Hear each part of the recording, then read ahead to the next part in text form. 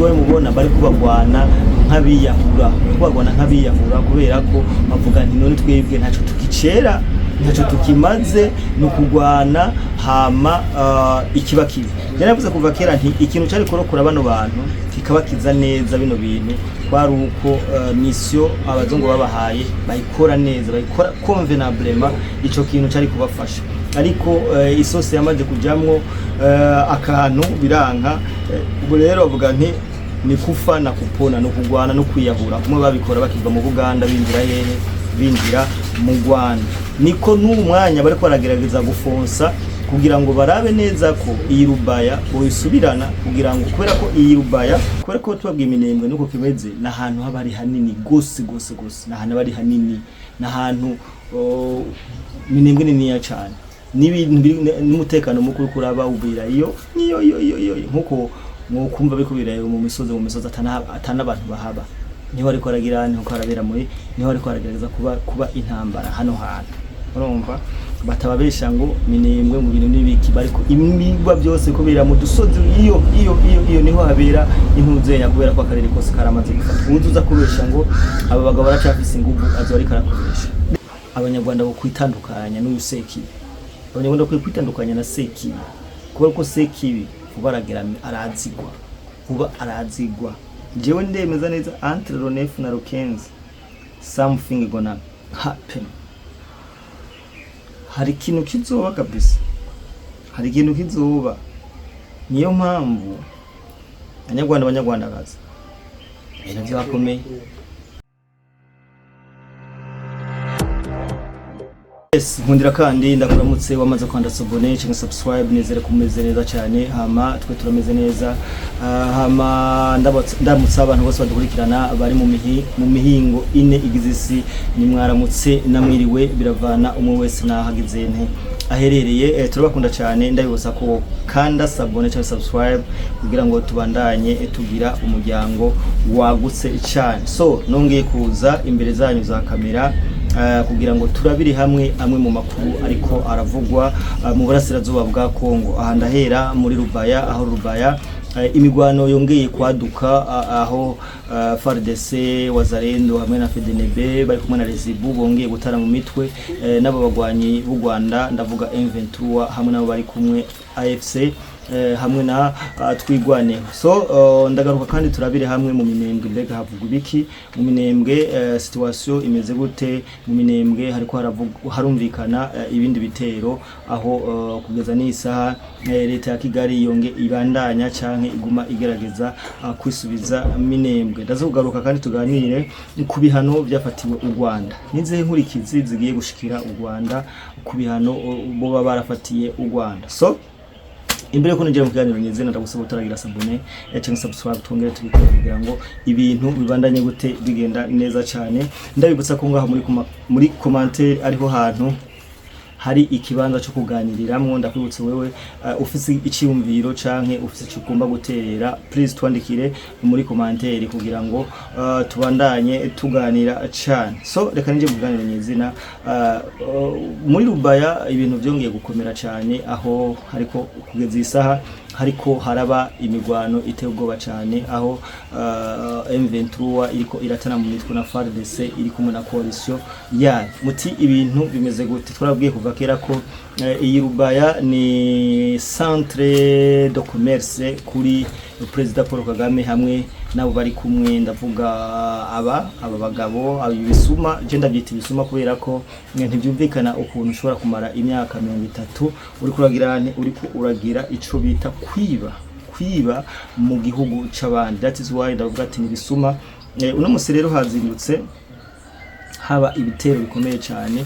Murazi neza ko hari amasezerano avuga ko canke hari ugutegeka kwavuye i Londres ari byo nabyo nza kugaruka ko bavuga yuko hagati y'itariki 9 n'itariki 15 M23 hamwe na n'u Rwanda bo bavuye hehe muri gihugu ca Kongo. So kubera iki iyo kenshi habaye ibihano cyangwa kubera iki iyo kenshi bafatiye ibihano ukubera iki uzubona imigwano ahanaha imigwano ahanaha. Barivuze kuva kera nti President Paul Kagame ntiyigera yize ibiganiro no abantu bibaza ko President Paul Kagame yizera ibiganiro ntibibaho. Amaze kuganira kenshi byo twarabivuze, amaze ku Prince aganira cyane niko aprofita. President Habyarimana yishwe kubera kwizera, ubundi didi zose bari barazejeje, ariko yaramwizeye hama aramuhemukira. So uzurabe kenshi canke murabe abantu mwese mudukurikirana, iyo habaye ibiganiro hagati y'u Rwanda na Kinshasa canke na Congo, hacakumira ibigani inuzenya, hakumira imigwano. Muribuka neza ejo hahise ko hirya ejo hahise ko hari habaye ibiganiro bihuza Congo hamwe n'u Rwanda, ariko uno musi nyene hazindutse haraba imigwano ikomeye ngaha muri Rubaya. Ndabuse ko muri Rubaya mu misi yahera byari byakomeye, aho bako bagerageza kwinjira muri centre ya Rubaya kugeza n'isaha, ariko bitakunze. Ariko Rubaya yoyo ifiswe na FARDC kuko twababwiye. Uno musi rero M23 yagerageje gutanga ramforo ikomeye ive mu Rwanda, aho bako bagerageza gufonsa kugira ngo binjire muri Rubaya. Abantu bakabandanya kwibaza ati none kubera iki Kagame bamuha gasopo cyangwa Kagame bamugira uko akabandanya agaba ibitero, uyu mugabo yitwa Jiki, uyu mugabo yishimijiki. Urumva abantu mukwiye kumenya ko neza ko Rubaya itunze u Rwanda imyaka myinshi. Rubaya igaburiye u Rwanda imyaka mutoharura, imyaka irenga 30. Sivyo rero kuva hano hantu twarivuze kuva kera ko kuva hano hantu ntibikunda. Uyu President Paul Kagame kugira ave muri Congo nuko hazoba kumurasa bakamusubiza i Kigali. Mvuze kumurasa ndavuga nti bazomukurayo ku nguvu, niko bitegereza kugenda, ubundi niko bitegereza kuba.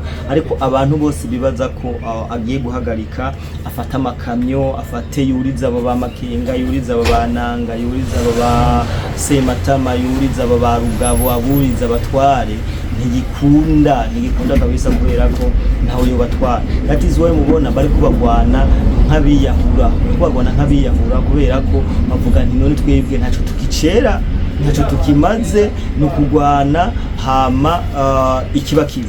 Yaravuze kuva kera nti ikintu cyari korokora bano bantu kikabakiza neza bino bintu kwari uko mission abazungu babahaye bayikora neza, bayikora convenablement, ico kintu cyari kubafasha.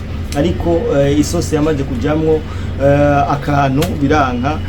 Ubu rero bavuga nti ni kufa na kupona, no kugwana no kwiyahura, kumwe babikora bakiva mu Buganda binjira mu Rwanda. Niko n'umwanya bariko baragerageza gufonsa kugira ngo barabe neza ko iyi Rubaya boyisubirana, kugira ngo kubera ko iyi Rubaya ya produza amabuye y'agaciro akomeye cyane mu Rwanda, avuye mu Rwanda akagenda direct transit mwaba bagabo bamutumye, aba ba boss, aba mastermind, aba master plan, nibo batora n'amabuye u Rwanda rugakogwa nk'umukomisiyoneri. Ivyo twari babwiye kuva kera. Rero bariko baragereza kugwana intambara zikomeye cyane ngaha muri Rubaya, ariko FARDC nabo bari kumwavuza ati aha ntibikunda kabisa, aha ntibikunda. Mbese hariho n'imodoka novuga ko yari yazanye ramforo ivuye mu Rwanda, izanye ramforo ngaha muri Rubaya, aho ibintu bitabamereye neza, aho bakushoye kwicwa bose. Tuvuze kwicwa, ndafise amafoto sishobora kuyashiramwo, nabwo mwokumirwa. Hari umuntu ejo twamye turavugana arambwira nti mugenzi, bino bintu abo bantu bishoyemwo bino bintu, ati je ndi mu Rwanda, ati mugabo bino bintu bishoyemwo abantu ni ibintu bikomeye, ni ibintu biteye ubwoba, ni ibintu bitazodusiga heza. Numwene gihugu wo mu Rwanda, ari mu Rwanda direct.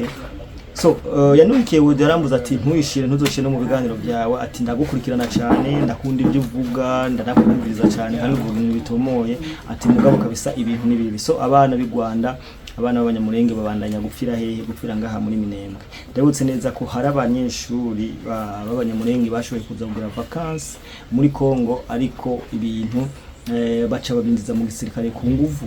Imagine kuva hanze uje kugira vacances muri Congo, hama ukaca winzizwa mu ntambara utazi, aho ariko baravuga ko bari kwarondera na passport yo kubasubiriza abo bari.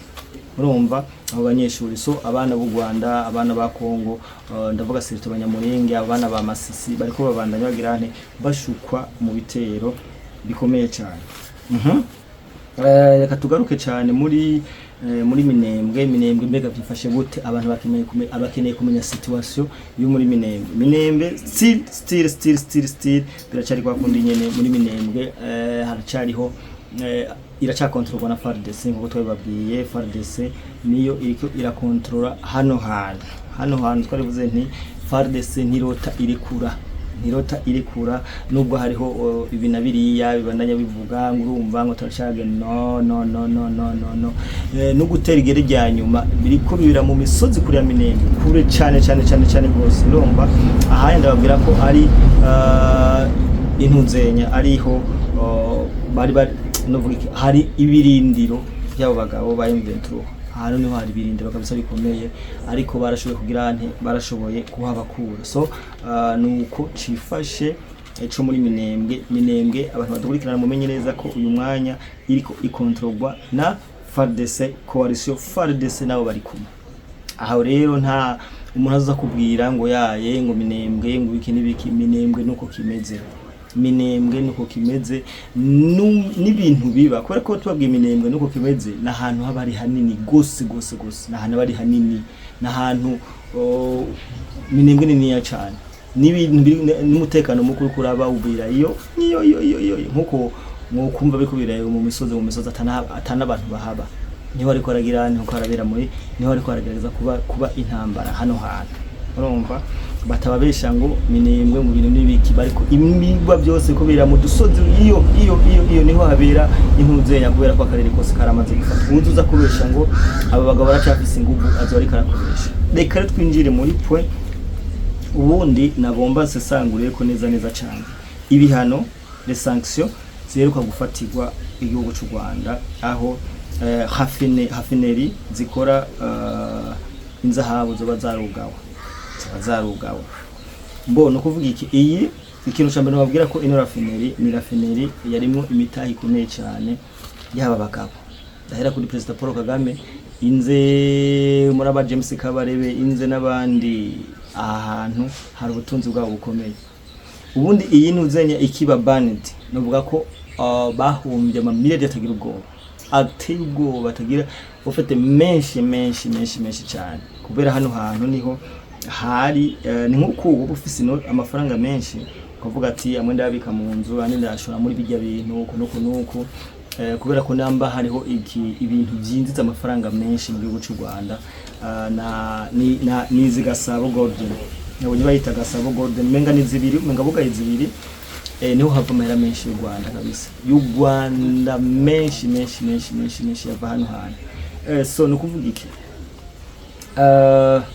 namba ibihano biriko biraba hano hantu ukunya ibi ni ibintu bigiye guteza ubukene bukomeye cyane mu gihugu cy'u Rwanda kubera ko sinumva ukuntu abanyagihugu bo mu Rwanda bene bo mu Rwanda bagiye gusupport bino bintu ndakubwiza ukuri namba hariho ikintu cyahora giproduce ibintu byinshi mu Rwanda nibi bigo bugaye yahora bihingura mu buye agaciro bisigura ko namabuye ariko aribwa ngaha muri Rubaya ngaha muri Rubaya bazoguma babiraba nkuko kujya kwibivu babiraba biri ngaho onya kubera ko nturi buyatware Uganda nturi buyatware Tanzania nturi buyatware mu Burundi kubera ko ahantu hose situ nk'ibihugu hoho bifitaniye imikoranire hagati ya leta zunze ubumwe na Amerika hoho ntushobora no kwitaranya n'abo bagabo ntubwira ati ntibikunda so hano hantu rero amakuru ufise n'ahantu hatumye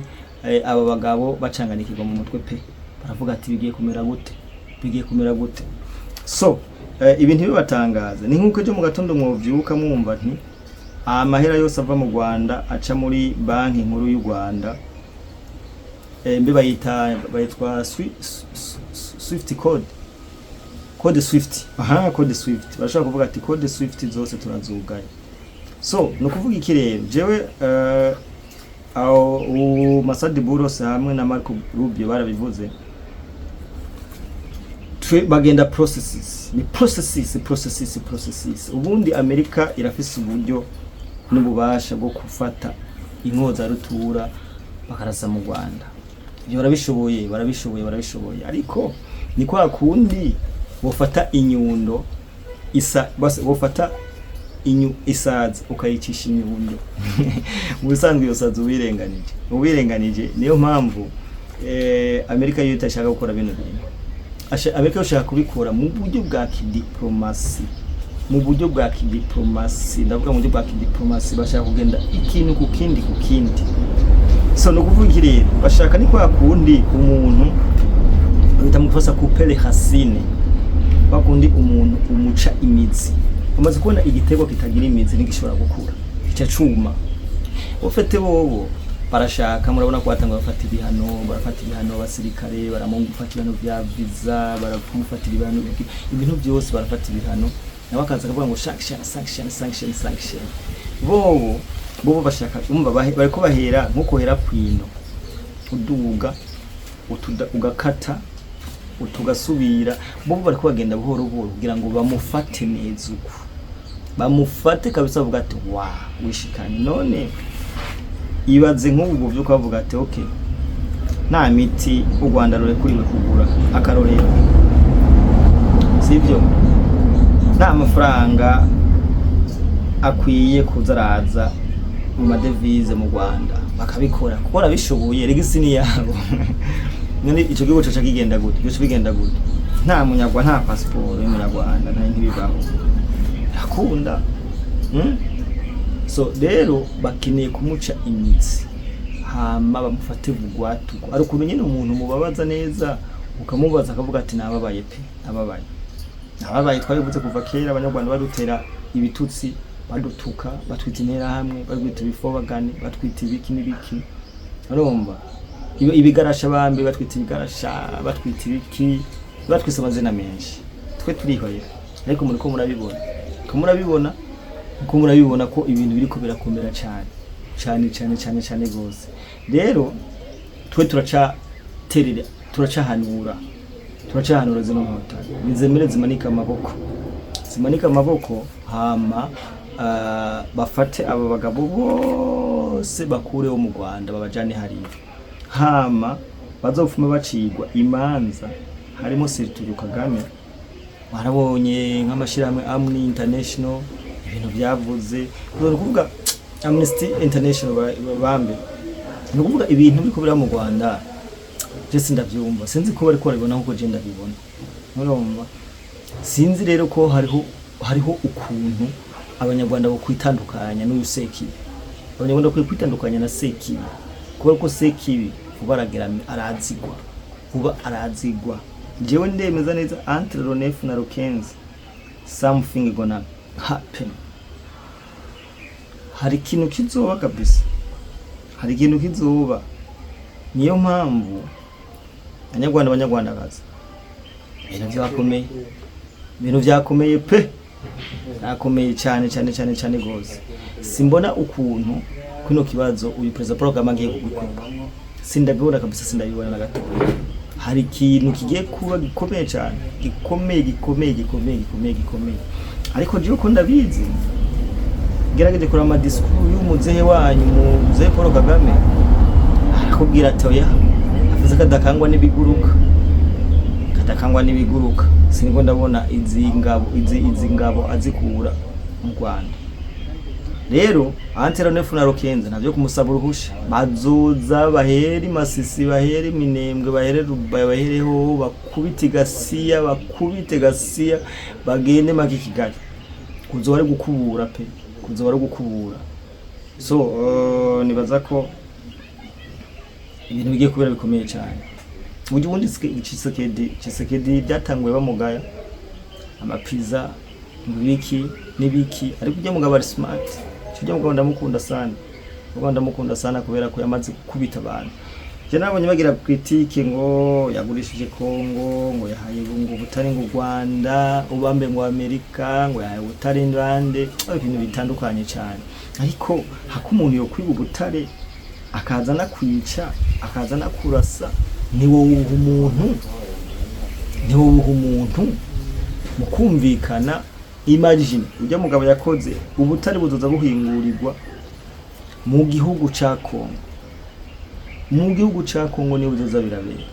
Imagine ico kintu kudiringa n'igihugu ca Amerika, ukakibwira ati rero muhungu wewe byose bizokurigwa iwacu, ama industry azubakwa muri Kongo, patient yanje ni yiwawe ni ubundi hajyanye abarangije bitandukanye n'umuntu aza akakwiba akagenda kwice na bene gihugu yitwaje ibi na biriya. So nuko bimeze twarabahanuye abanyarwandakazi ntimwumva, ariko something gonna happen